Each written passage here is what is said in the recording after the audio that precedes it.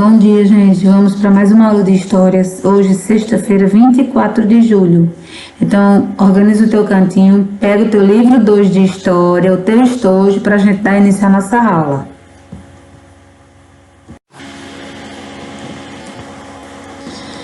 Então, vamos lá. Nós vamos começar hoje com as reformas no Rio de Janeiro, a cidade do rei. Acompanha aí no teu livro na página 47. Então, entre os anos de 1808 e 1821, outra cidade brasileira foi reformada, o Rio de Janeiro. Nessa época, a família real portuguesa estava em conflito com a França e resolveu deixar Portugal para fugir de uma possível guerra. Como nesse período o Brasil também era administrado pelos portugueses, a família real decidiu partir em direção ao Rio de Janeiro, trazendo consigo soldados, comerciantes e funcionários públicos. Além dos portugueses que desembarcaram no Rio, pessoas que viviam em diversos lugares do Brasil se deslocaram para essa cidade, de modo que o número de habitantes da região aumentou consideravelmente. Aqui mostra a imagem da chegada da família real portuguesa no Brasil, na obra Dom João VI, na Igreja do Rosário de Armando Martins Viana. Esse acontecimento transformou rapidamente a paisagem urbana do Rio de Janeiro, porque eles tiveram que fazer várias construções, várias reformas. Em pouco tempo, a paisagem urbana do Rio de Janeiro mudou muito.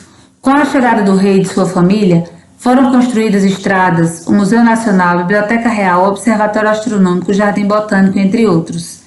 No início, a falta de moradia para os novos habitantes foi um problema, então as melhores casas foram tomadas pelos funcionários da família real e entregues aos portugueses. Essa situação provocou o descontentamento das pessoas, que foram obrigadas a deixar suas moradias. Então, aqui na primeira imagem, ele mostra uma obra pintada em 1856 por Pedro Bertin, retratando o Jardim Botânico do Rio de Janeiro. Nesse local eram cultivadas espécies vegetais de diversos lugares do mundo. Na outra imagem, nós temos as fontes, que também se tornaram construções importantes quando a família real portuguesa veio ao Brasil. Na obra, o Chafariz do Campo, produzido em 1835 por Carl Wilhelm, é retratada uma dessas fontes.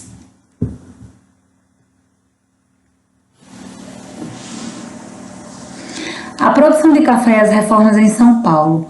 Nos anos de 1900, São Paulo também passou por mudanças que tornaram a cidade mais moderna. Entre essas reformas estão a abertura de ruas e avenidas, a criação de praças e a iluminação das ruas do centro. Grande parte dessas mudanças ocorreu por conta das riquezas obtidas pela produção do café, que era plantado na região.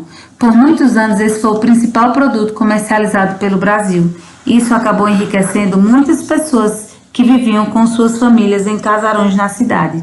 Aqui a gente vê a fotografia da Avenida Paulista, em São Paulo, em 1910. Nessa imagem é possível observar os casarões construídos durante o período da grande produção de café. Eles se destacam na imagem, né?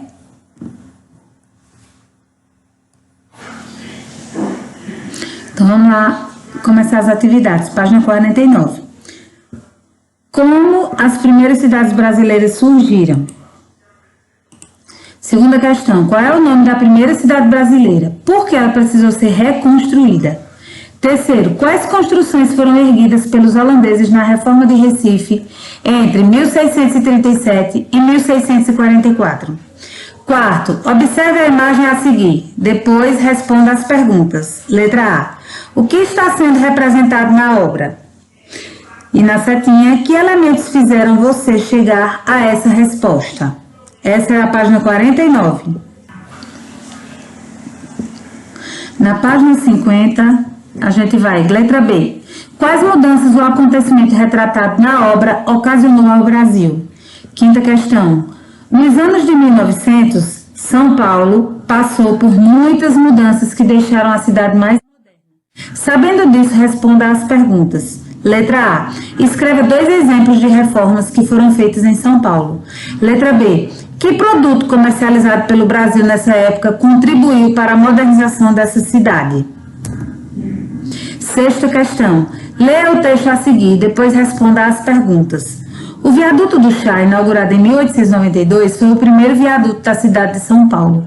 Ele tem esse nome porque em suas proximidades ficava uma extensa plantação de chá da Índia. A construção desse viaduto tinha como objetivo ligar a Rua Direita com a Rua do Chá, atual Rua Barão de Itapetininga, no centro da cidade.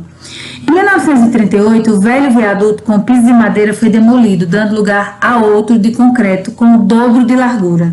Então aqui a gente tem uma imagem do viaduto do Chá por volta do ano de 1900 e aqui a avenida Viaduto do Chá em 2017.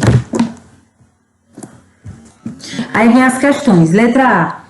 Em qual cidade aconteceram as reformas urbanas citadas no texto? E letra B. Que mudanças ocorreram na paisagem do Viaduto do Chá de acordo com o texto e com o que você observa nas imagens? Então, vou dar um tempinho aí para vocês responderem. O que você tiver dúvida, deixe em branco, que a gente vê na correção da atividade, tá bom? Então, pausa o vídeo para você responder e a gente volta com a correção, tá bom?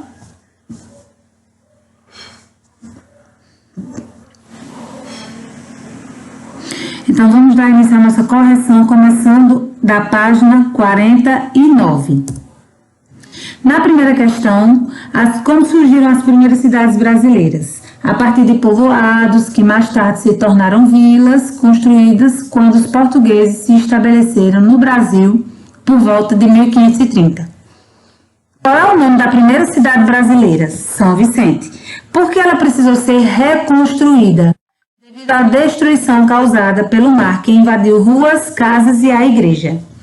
Terceiro, quais construções foram erguidas pelos holandeses na Reforma de Recife entre 1637 e 1644?